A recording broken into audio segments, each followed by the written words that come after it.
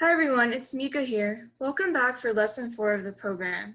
Today we're going to be talking about calcium and vitamin D, two very important bone building nutrients. But before we begin, I'm going to ask some fun questions about bones. First question, can anyone guess how many bones there are in the body? The answer is 206 bones. I know, it's a lot more than you would expect. Next question, where is the smallest bone in the body?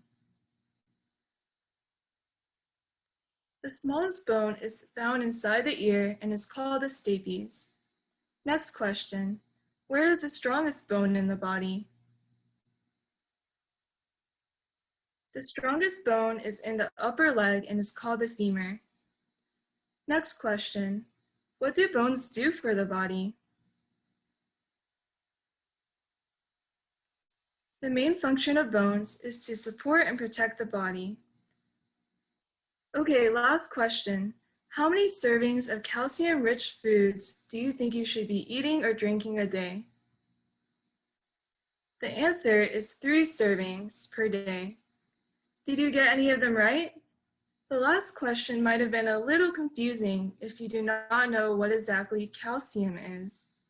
Calcium is a nutrient, more specifically a mineral, that we all need to stay healthy and strong. We get calcium from certain foods that we eat, which Rebecca will go over in a bit. Calcium is stored in our bones and our teeth. Some main functions of calcium is to keep those bones and teeth strong and to protect the body and other organs. Calcium helps various body systems. For example, it is also needed for our muscles and our nerves so that they can do their job. It is extremely important that you have the right amount of calcium to strengthen your bones. By building strong bones, you can help prevent fractures or broken bones from occurring in the future. Thank you, Mika, for that presentation. But now I bet you are all wondering, where can you find calcium? There are great milk sources out there you can find calcium, such as whole milk, chocolate milk, and even fat-free milk. There's also other dairy products such as yogurt and mac and cheese that you can get your calcium. There's also other calcium-rich foods that are not dairy products, such as spinach and greens, broccoli, baked beans, certain cereals, and fortified orange juice. So how much calcium should you be consuming in a day? You should be consuming around 3 cups of calcium per day. This can look like 1 cup of dairy is equal to 1 glass of milk, 1 cup of yogurt, or 1.5 ounces of cheese.